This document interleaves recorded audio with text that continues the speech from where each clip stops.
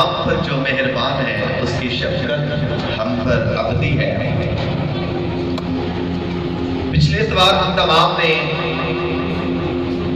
कलामे मुक़द्दस में से खुदा के कलाम की आवाज को सुना जिसका मज़मून था ईमान की आज़माइश।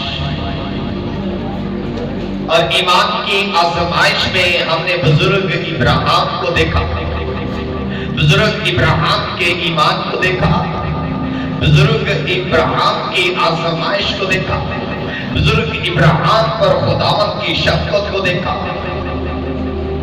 इससे पहले कि खुदा बुजुर्ग इब्राहिम को औलाद देता, पैदाइश 15वां बाब और इसकी 13 और 14 इन 2 आयात में लिखा है कि खुदा ने बुजुर्ग इब्राहिम से कहा, यकीन कर, यकीन जान कि तेरी औलाद जो है मैं बढ़ाऊंगा और तेरी औलाद, तेरी नस्ल जो है एक ऐसे मुल्क में गुलामी करेगी जो उनका नहीं होगा।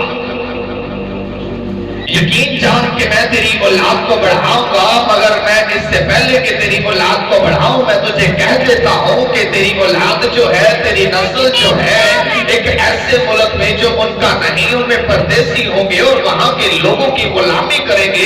और गुलामी का दौरानिया जो है वो 400 साल का होगा, 4 सदियां होगा। मैं तुझे औलाद दूंगा, तेरी औलाद को बढ़ाऊंगा, मगर पेशतर से बताता हूं कि तेरी औलाद एक ऐसे मुल्क में परदेसी होगी जो उनका नहीं होगा, वहां के लोगों की गुलामी करेंगे। अब 400 साल उनको दुख देंगे, 400 साल 4 सदियां वहां पर रहेंगे, उनको दुख दिया जाएगा, वो अजियत में होंगे, वो तंगी में होंगे। लेकिन 400 साल के बाद मैं अदालत करूंगा और फिर मैं उनको वहां से निकालूंगा। और खरूज की किताब उसके पहले बाब में अगर हम जाए तो खरूज पहले बाब की 13 और 14 2 आयात में लिखा है कि इसलिए वो लोग बनी इसराइल, इसलिए वो लोग बनी इसराइल की तरफ से फिक्रमंद थे और मिस्रियों ने बनी इसराइल पर तशद्दुद कर करके उनसे कराम करवाया। उन्होंने उनसे सख्त मेहनत से गारा ईंटें बनवा कर खेतों में हर किस्म की खिदमत ली। बाइबल मुकद्दस बयान करती है कि खुदा ने इब्राहिम से ये बात की थी, पेशगोई की थी कि तेरी औलाद बरोमंद होगी, तेरी औलाद बढ़ेगी और तेरी औलाद जो है एक ऐसे मुल्क में जो उनका नहीं होगा, उनमें परदेसी होंगे और वहां पर वो 400 बरस गुलामी करेंगे, वो वहां पर मशक्कत उठाएंगे, उनको दुख दिया जाएगा, उनको अजियत दी जाएगी। और खरूज की किताब और पहला बाब जो है अब तस्दीक करता है कि हाँ ये काम जो है ये बनी इसराइल है और बनी इसराइलों पर तमाम मुल्क मिस्र के लोगों ने सितम ढाए हैं, दुख ढाए हैं और बहुत सारी अजियतें इनको दी है। इनसे काम लिया गया है, इनसे सख्त मेहनत करवाई गई है, इनसे मुशक्कत करवाई गई है और इनकी जान जो है इस मुल्क के अंदर तलब हो चुकी है। अब खुदावंद ने जो वादा इब्राहिम से किया था, खुदावंद का वो वादा जलाल आता है और 400 बरस गुजर जाते हैं और खुदावंद भी आकर खरूज 5वें बाब में अपने एक बंदा को चुनता है और उस बंदा का नाम है मूसा। और मूसा को खुदा बुलाता है, मूसा मूसा तो अब तू मेरे चुने हुए वसीलों में से एक वसीला है, अब मैं तुझे फरौन के पास भेजता हूं, तो मिस्र में जा और जाकर फरौन से कह कि मेरे लोगों को जाने दे ताकि ये मेरे लोग जो है मेरी इबादत करें, मेरी पूजा करें, मेरे लोगों को जाने दे। अब मूसा कहता है मैं बोल नहीं सकता, खुदा कहता है कि तू अगर बोल नहीं सकता मैं तेरा भाई तुझे देता हूं, तेरा भाई जो है वो तेरा पैगंबर होगा। अब तेरा भाई तेरी जगह पर बोलेगा, लेकिन मैं तुझे चुनता हूं, तेरे भाई को चुनता हूं, तो फरौन के पास जाओ और जाकर कह दो कि खुदावंद फरमाता है मेरे लोगों को जाने दो, मेरे लोगों को रहा कर दो ताकि ये मेरी इबादत करे, ये मेरी पूजा करे, ये मेरी प्रस्तुत करे। अब खुदावंद का बंदा मूसा और हारून जो है फरौन के पास जाते हैं और फरौन से जाकर कहते हैं फरौन फरौन हमें एल शदाई ने यहोवा खुदा ने भेजा है और यहोवा खुदा कहता है मेरी इस्म मलकत को, मेरे इन लोगों को, इन इसराइलियों को, इन इब्रानियों को जाने दे ताकि ये मेरी इबादत करे। फरौन जो है बड़े ही धीमे लहजे में उनकी आवाज को सुनता है और जब मूसा अपनी बात को कंप्लीट करता है तो तब फरौन बोलता है। अब फरौन कहता है कि खुदा कौन है, खुदा कौन है जिसकी तुम आवाज मुझे देते हो?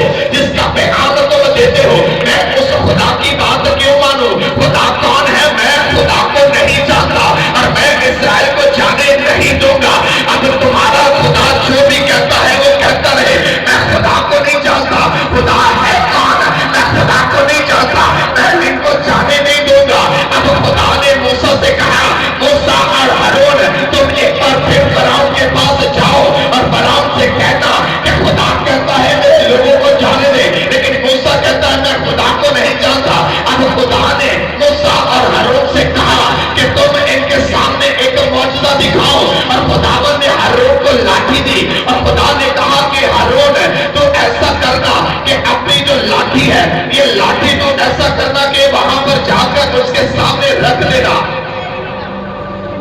और जैसे ही फिरौन के महल में वो जाते हैं और फिरौन के महल में हारून ने अपनी लाठी को फिरौन के सामने फर्श पर रखा। लिखा है कि हारून की लाठी जो है वो सांप बन गई और जैसे ही हारून की लाठी जो है वो सांप बनी, फिरौन जरा भी चौंकाना, जरा भी डराना, बल्कि फिरौन ने भी अपने जादूगरों को, अपने तनाव को बुलाया और जादूगरों ने आकर अपनी अपनी लाठियां वहां पर रखी। उनकी भी लाठियां सांप बन गई। फिर आकर खुदा जो रब्बुल अफवाज है उसकी लाठी जो सांप बनी थी उसने उन जादूगरों की लाठियों को, उन सांपों को खा लिया। फिर आकर यहाँ पर लिखा है कि फिरौन का दिल सख्त हो गया, क्योंकि फिरौन कहता है मैं खुदा को नहीं जानता। जैसा मौका खुदा ने दिखाया वैसा मौका फिरौन के जादूगरों ने भी दिखाया। इस सबब से फिरौन का दिल जो है वो सख्त हो गया। मैं खुदा को नहीं जानता और मैं लोगों को जाने नहीं दूंगा। खुदा ने कहा कि मैं खुदा हूं, मैं खुदा हूं, मैं जो हूं सो हूं। मगर फिरौन जो है अपने देवताओं पर यकीन रखता है, फिरौन अपने देवताओं को मानता है, फिरौन अपने देवताओं की पूजा प्रस्तुत करता है और अपने देवताओं पर उसका यकीन है। बार बार कहता है मैं खुदा को नहीं जानता, मैं खुदा को नहीं मानता। अब खुदा कहता है कि मूसा तू एक बार फिर फिरौन के पास जा और उससे कह कि खुदा कहता है मेरे लोगों को जाने दे ताकि ये मेरी इबादत करे, ताकि ये मेरी पूजा करे। अगर फिरौन ना माने, अगर फिरौन तेरे बात का एतबार ना करे तो अब की बार ऐसा करना, जो लाठी मैंने तुझे दी है उस लाठी को उस दरिया में डाल देना और जब वो उस लाठी को दरिया पर मारेगा तो इस लाठी के वसीला से मैं अपनी कुदरत को नाज़िल करूंगा। और जैसे ही फिरौन ने लाठी को दरिया पर मारा तो बाइबल मुकद्दस बयान करती है दरिया का पानी खून हो गया, झीलों का पानी खून हो गया, नहरों का पानी खून हो गया, तालाबों का पानी खून हो गया और हत्ता के इनके बर्तनों के अंदर, इनके घरों के अंदर का पानी खून हो गया। और फिरौन ने अपने जादूगरों को बुलाया, जादूगरों ने भी पानी से खून को बना दिया। अब फिरौन का दिल और सख्त हो गया। जैसा मौका खुदा के बंदे दिखाते हैं वैसा ही मौका उसके जादूगर दिखाते हैं। लेकिन यहाँ पर फिरौन के जादूगरों ने पानी को खून तो बना दिया, लेकिन अब खून से पानी नहीं बन रहा था। 7 दिन गुजर चुके थे, पानी पीने की बूंद ना थी। लेकिन आकर मिस्रियों ने अपने लिए कुएं खोदे और कुएं खोद कर उन्होंने पीने का पानी जमीन से निकाला। उनकी नहरें खून हो चुकी है, उनकी झीलें खून हो चुकी है, उनके तालाब खून हो चुके हैं और उनके अंदर जितना पानी है वो खून हो चुका है। अब खुदा ने ये पहली आफत भेज कर फिरौन से कहा मेरे लोगों को जाने दे मैं खुदा हूं। लेकिन फिरौन खुदा की बात नहीं मानी। अब खुदावन ने ये पहली आफत भेजी क्यों? पानी ही को खुदा ने खून क्यों बनाया? क्योंकि फिरौन जो है अपने देवताओं की पूजा और प्रस्तुत करता है और फिरौन जो है अपने देवताओं को पूजता था। और खानों में देवता जैसे पानी का देवता वो कहते थे, वो समझते थे कि पानी का देवता जो है, पानी जो है हमारे लिए मुकद्दम है, क्योंकि हम खानों में देवता को मानते हैं। ये देवता पानी का देवता समझा जाता है। और जब यहाँ पर खुदा ने कहा कि अपनी लाठी को पानी पर मार ताकि पानी खून हो जाए, अब ये मानते थे कि हमारा देवता पानी को खून नहीं होने देगा, हमारा देवता पानी को ठीक कर देगा। खुदा कहता है कि मैं तुम्हारे देवताओं को भी सजा दूंगा। तुम अपने देवताओं की इबादत करते हो और मुझे कहते हो कि खुदा कौन है, मुझे कहते हो कि मैं खुदा को नहीं मानता। अब खुदा ने यहाँ पर पहली आफत भेजी और इनके खानों में देवता को खुदा ने रद्द कर दिया और बता दिया कि ये देवता कुछ नहीं, मैं खुदा हूं, मैं खालिक हूं, मैं खालिक हूं और कुदरत मेरी है और कुदरत मेरे इख्तियार में है। देख मैं पानी को खून बनाता हूं और मैं ही इस पानी को दोबारा खून से पानी बना सकता हूं। तुम्हारे देवता कुछ भी नहीं। और यहाँ पर खुदा ने बता दिया कानून देवता कुछ नहीं है। फिरौन का दिल सख्त है। फिरौन कहता है मैं इन लोगों को जाने नहीं दूंगा। खुदा ने कुछ दिनों के बाद मूसा से कहा, मूसा फिर फरौन के पास जा और फरौन से जाकर कह, मेरे लोगों को जाने दे ताकि ये मेरी इबादत करें। फरौन का दिल सख्त हो चुका है।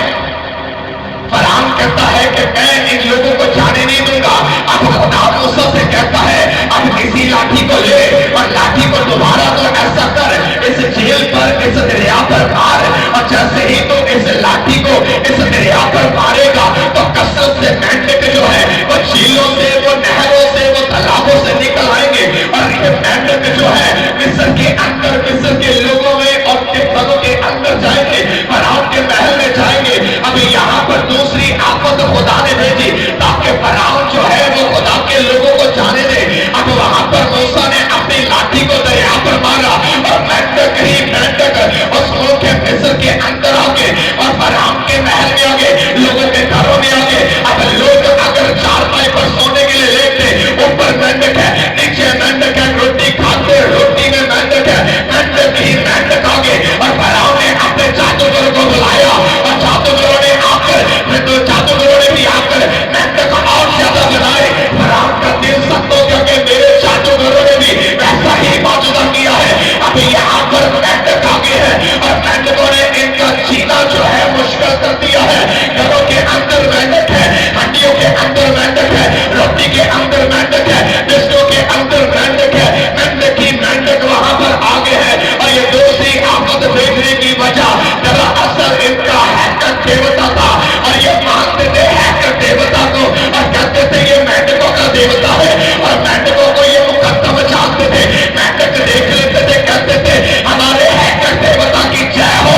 मेंढक देखते थे, कहते थे हैकर देवता की जय हो। अब खुदा ने कसरत से मेंढक उनके मिस्र के अंदर भेज दिए हैं। मेंढक ही मेंढक हो चुके हैं और खुदा ने बताया हैकर देवता नहीं, मैं खुदा हूं और तुम जानोगे कि मैं ही खुदा हूं।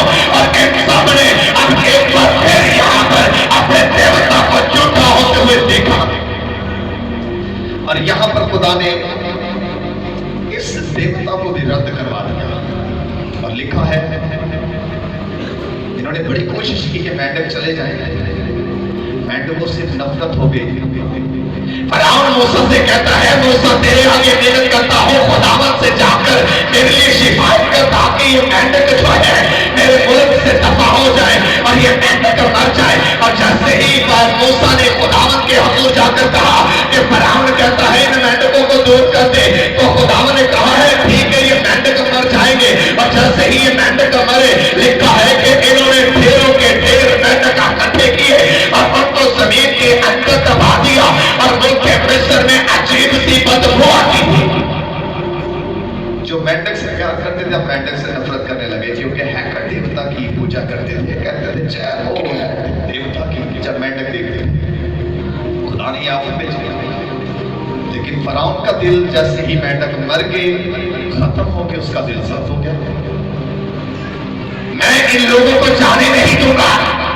खुदा फिर कहता है फरौन से कह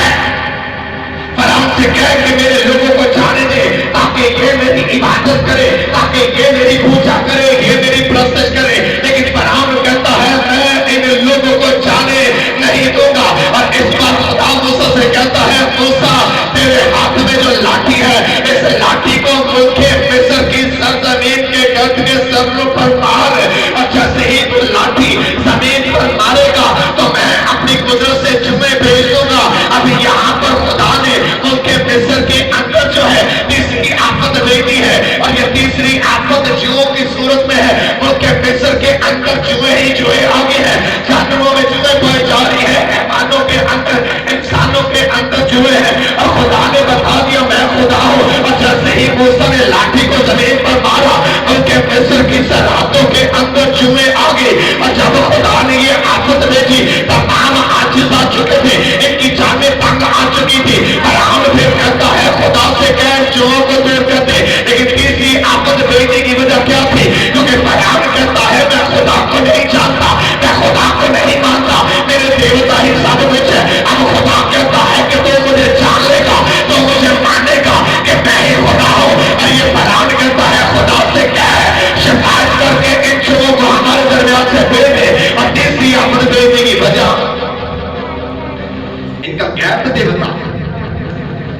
गैब देवता की पूजा करते थे और समझते थे कि इनका जो जो गैब देवता है ना, ये बड़ी बड़ी जुओं पर सैर करता है, बड़ी बड़ी जुएं जो है इसको लेकर उड़ती है।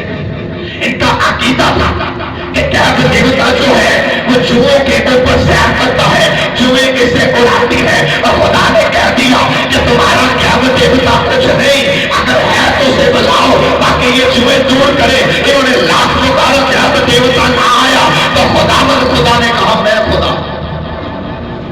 तो गैब देवता से भी इनको नफरत होना शुरू हो गई। लेकिन यहां पर फराउन का दिल अभी तक सख्त है। फराउन कहता है मैं इन लोगों को नहीं जाने दूंगा। अगले ही दिन खुदा कहता है मूसा तो फराउन के पास फिर जा और फराउन से कह मेरे लोगों को जाने दे ताकि ये मेरी इबादत करें। अब अगर तू मेरे लोगों को जाने नहीं देगा तो मैं तेरी ममलकत में, मैं तेरे लोगों में चौथी आफत में छूंगा। अब खुदावन ने मूसा से कहा, मूसा फराउन से कह मेरे लोगों को जाने दे, अगर तो मेरे लोगों को जाने नहीं देगा तो तेरी ममलकत के अंदर, तेरे लोगों में, तेरे घरों के अंदर अब मैं मच्छरों के गोल भेजूंगा। मच्छर ही मच्छर तुम्हारे घरों के अंदर होंगे, तुम्हारे ममलकत में होंगे। और अब खुदावन ने चौथी आफत जो है वो इन पर भेजी कि खुदावन ने मच्छरों के गोल जो है इनमें भेज दिए हैं। मच्छर ही मच्छर इनके घरों के अंदर है, इनके मुल्क के अंदर है। अब यहाँ पर मच्छरों से इनकी जान आजत आ चुकी है, मच्छर ही मच्छर इनके अंदर आ चुके हैं और खुदा ने मच्छर इनके दरमियान भेजे हैं। इन मच्छरों को भेज के खुदा ने साबित किया मैं खुदा हूं, क्योंकि तमाम मिस्री जो है वो खैबरी देवी की पूजा करते थे, खैबरी देवता की पूजा करते थे और समझते थे कि खैबरी देवता जो है वो मच्छरों को, मक्खियों को मार देता है। अब खुदा ने मच्छर दे दिए और कहा कि अपने खैबरी देवता को कहो कि इन मच्छरों को मार दे, इन मच्छरों को खत्म कर दे, इन मच्छरों को भगा दे। अब इनकी जान आजत आ चुकी है। फिर कहता है मूसा मूसा हमारे लिए शिफायत कर कि खुदा इन मच्छरों को दूर कर दे, खुदा इन मच्छरों को भगा दे। और यहाँ पर एक बार फिर जैसे ही मच्छर भाग जाते हैं दिल सख्त हो जाता है। तो जैसे ही अब इसका दिल सख्त हुआ खुदा ने कहा अब मैं इसका दिल सख्त करूंगा और ये मुकम्मल तौर पर जाने का मैं खुदा। अब खैबरी देवता की भी ये पूजा करते थे और खुदा ने बता दिया तुम्हारा ये देवता कुछ नहीं है। जैसे मच्छर चले गए, मच्छर जाने के बाद खुदा फिर कहता है मूसा जा, जाकर फिर वही बात कर, मेरा कलाम तेरे लिए वही है। तो बार बार इससे जाकर कलाम कर और कह कि मेरे लोगों को जाने दे ताकि ये लोग मेरी इबादत करें। अगर अब तूने मेरे लोगों को जाने देने से इनकार किया तो अब की बार ऐसा होगा तेरे चौपायों पर, तेरे खेतों पर, तेरे घोड़ों पर, तेरे गधों पर, ऊंटों पर, गाय बैलों, भेड़ बकरियों पर मैं ऐसा पढ़ूंगा कि उनमें बीमारी फैलेगी और बनी इस्राएल में तमाम जो है जानवर मर जाएंगे। बनी मुल्क मिस्र के तमाम जानवर मर जाएंगे लेकिन इस्राएलियों का एक भी जानवर नहीं मरेगा। अब खुदा ने पांचवी आफत इनमें भेजी और ऐसी आफत भेजी कि ये तमाम जानवरों के अंदर फैल गई। इनके जानवर मर रहे हैं, बैल मर रहे हैं, गधे मर रहे हैं, घोड़े मर रहे हैं।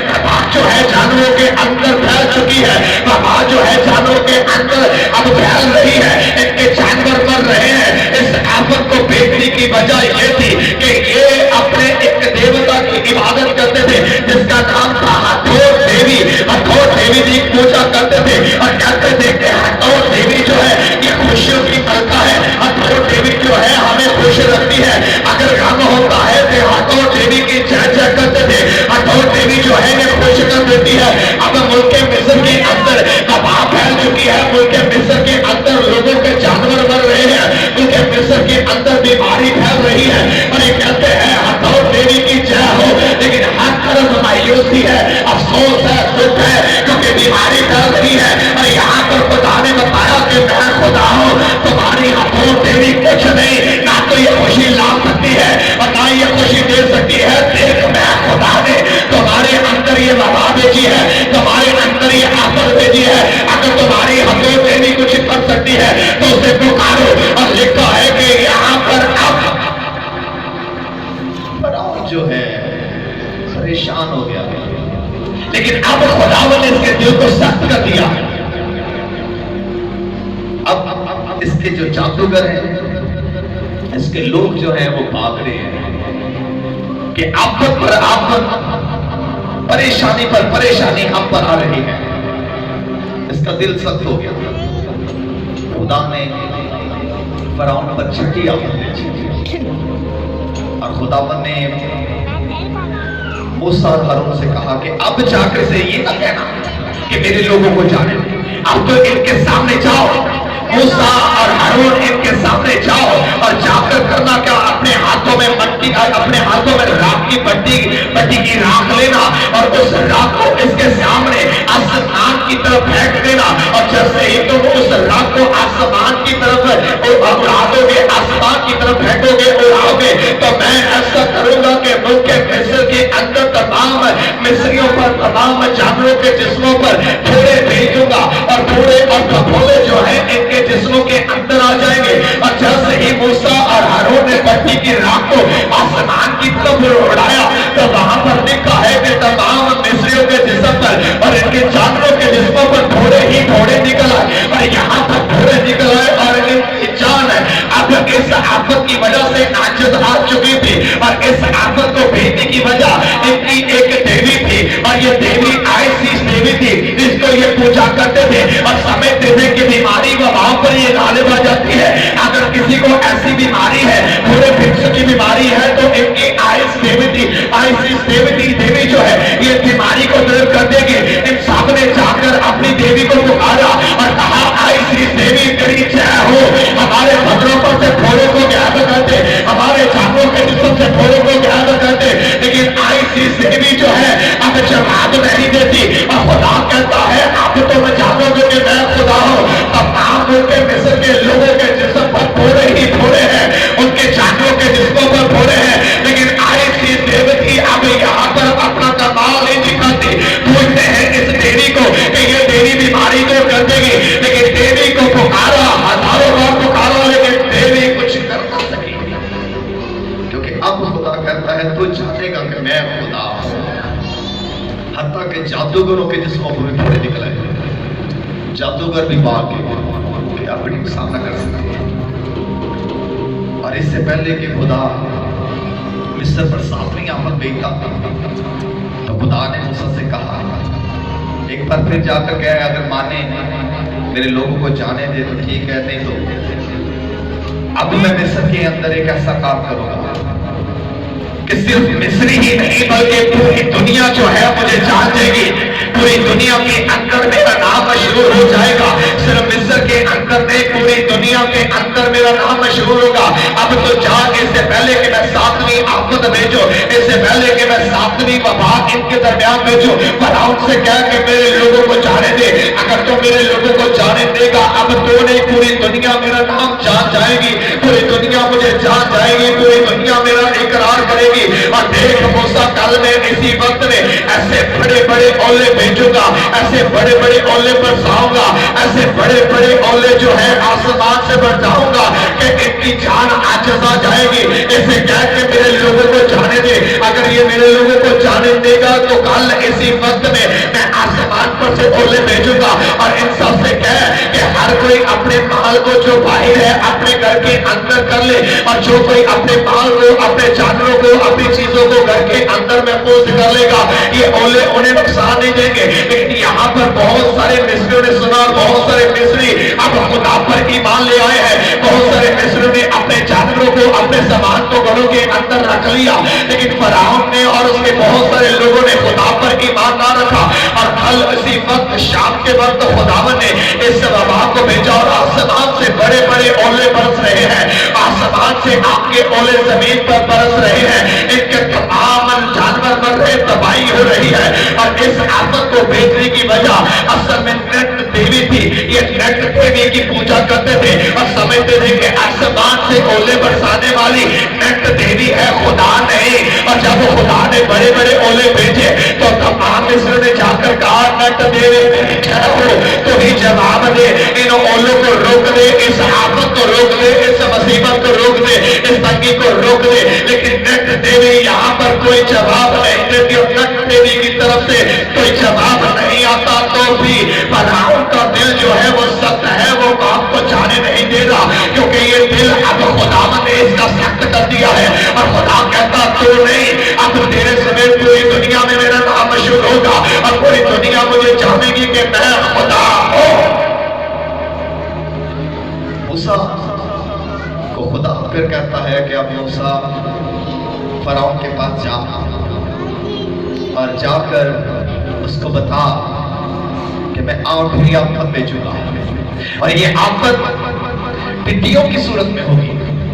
अब तेरे मुल्क के अंदर टिड्डियां चढ़ाएंगी, अब टिड्डियां तेरे मुल्क के अंदर आएंगी और टिड्डियां जो है वो तेरे मुल्क के अंदर जब आएंगी तो तेरी हरियाली को खा जाएंगी, दरख्त के पत्तों को खा जाएंगी, तेरी सब्जियों को खा जाएगी, तेरी फसलों को खा जाएगी। और टिड्डियां जब तेरे मुल्क में आएंगी तो ये तबाही मचाएंगी। और लिखा है कि खुदा ने टिड्डियों को भेजा और टिड्डियां इस कदर तादाद में थी कि आसमान छुप गया और जमीन जो है ढक ली गई। टिड्डियां ही टिड्डियां आ गई है। हालांकि इससे पहले जब टिड्डियों को देखते हैं तो अपने देवता को याद करते और खुदा ने टिड्डियों को भेजा और खुदा ने टिड्डियों को भेजकर जाहिर कर दिया कि तुम्हारा कोई देवता नहीं। और इन टिड्डियों को भेजने की वजह सेठ देवता है और सेठ देवता की ये पूजा करते थे। जब टिड्डी को देखते थे कहते सेठ देवता तेरी जय हो, ये टिड्डियां तेरी तरफ से आती है। अब खुदा ने टिड्डियां इतनी तादाद में भेजी है कि इन टिड्डियों ने हरियाली खा ली है,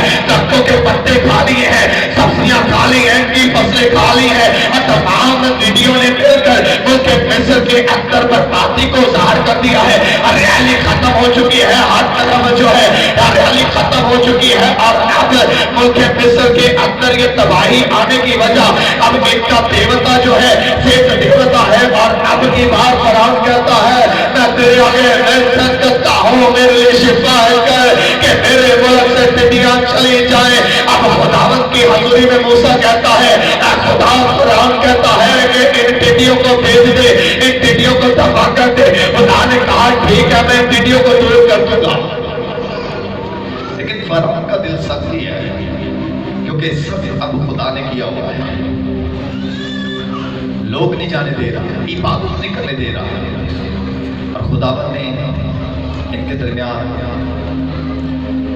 नामी आमद को भेजा और खुदा ने मूसा से कहा कि अपना हाथ आसमान की तरफ उठा। और जैसे ही मूसा ने अपना हाथ आसमान की तरफ उठाया तो लिखा है कि मुल्क मिस्र के अंदर तारीकी छा गई। जैसे ही मूसा ने अपना हाथ आसमान की तरफ उठाया मुल्क मिस्र के अंदर अंधेरा छा गया, मुल्क मिस्र के अंदर तारीकी छा गई। और मुल्क मिस्र के अंदर लोग जो है एक तारीकी के अंदर है, अंधेरे के अंदर है। और लिखा है कि 3 दिन तक जो है तारीकी इनमें जारी रही और 3 दिन लोगों ने एक दूसरे को ना देखा। तारीकी इस कदर है कि लोग एक दूसरे को नजर नहीं आते और 3 दिन इन्होंने एक दूसरे को ना देखा और तारीकी जो है इनके अंदर छा चुकी थी। और ये तारीकी 3 दिन इनके मुल्क के अंदर रही। और लिखा है कि तमाम मिस्रियों के अंदर तो तारीकी थी, मगर उधर तमाम इसराइलियों के घरों के अंदर जो था वो उजाला था, रोशनी थी। लेकिन मिस्रियों के अंदर तारीकी छा गई थी। और इस आफत को भेजने की वजह इनका रात देवता था। ये रात देवता की पूजा करते थे और कहते थे रात देवता सूरज का देवता है, ये सूरज पर ही हुकूमत करता है, सूरज इसके कब्जे में है, सूरज इसके कब्जे में है और ये सूरज पर काबिज है। रात देवता के लिए खुदा ने तारीकी पर भेजी और खुदा ने कहा कि अब अपने रात देवता को पुकारो कि तुम्हारे अंदर रोशनी लेकर आए, इस तारीकी को दूर करे। अपने देवता को कहो वो सूरज का देवता है, हो सकता है कि वो सूरज तुम पर चमकाए और तुम्हारे ऊपर तारीकी जाती रहे। और खुदा कहता अपने देवता को पुकारो। लेकिन अब ये अपने देवता को पुकारते हैं लेकिन देवता की तरफ से कोई जवाब नहीं मिलता।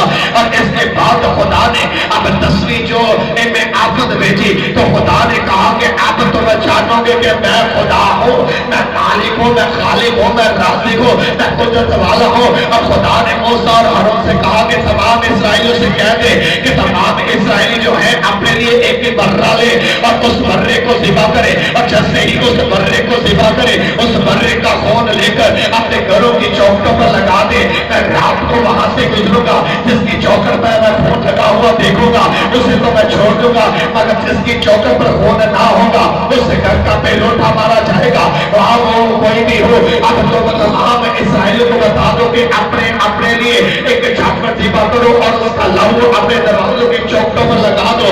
खून देखूंगा तो माफी हो जाएगी, अगर खून नहीं होगा तो मैं माफ नहीं करूंगा। और अब की बार खुदावंद रब्बुल अफ़वाज ने 10वीं आफत भेजी है, और यहाँ पर जैसे ही इन तमाम ने अपने अपने लिए बर्रा कुर्बान किया और बर्रे का लहू लेकर इन्होंने अपने घर की चौखट पर लगा दिया, तो खुदा रात को मुल्क मिस्र से गुजरा। जिसके घर की चौखट पर लहू है उसे तो माफी होगी है, लेकिन जिसके घर की चौखट पर लहू नहीं है उसका पेलोठा मर गया है, और हत्ता के फरआउन का भी पेलोठा मर गया। और यहाँ पर चीखना चिल्लाना शुरू हो चुका है, सब अपने पेलोठों को पुकार रहे हैं, और तमाम पेलोठे मर चुके हैं। वह जानवर का है, वह परिंदे का है, और तमाम के पेलोठे मर चुके हैं। और अब खुदा ने बताया कि तुम मेरी पूजा नहीं करते थे, और इस आफत को भेजने की वजह आइसरेस देवता है, और कहते थे कि ये देवता जिंदगी और मौत का देवता है, ये देवता जान डाल भी सकता है, जान निकाल भी सकता है। और खुदा ने इनके पेलोठों को मारा और कहा कि अपने देवता को पुकारो, अगर तुम्हारा देवता तुम्हारे बच्चों के अंदर जान डालता है तो समझना कि वही खुदा है, मैं खुदा नहीं। तो अब की बार खुदा ने कहा अपने देवता को पुकारो। अब फरआउन कहता है मेरी ममलकत से चले जाओ, अब मैं मान गया कि तुम्हारा खुदा ही जमीन और आसमान का खुदा है, तुम्हारा खुदा ही मालिक खुदा है। अब इन लोगों को लेकर मेरी ममलकत से चला जा। और 10वीं आफत में खुदा ने कह दिया जिसके दरवाजे पर लहू देखूंगा सिर्फ माफ कर दूंगा। ये आफत फिर होने वाली है, शायद समझ ले आ भी जाती है। ज़बूर 91 के अंदर लिखा है कि कोई वबा तेरे खैमा के अंदर ना जाएगी। ये 10वीं आफत हो सकता है कि आज के जमाने में या आने वाले वक्त में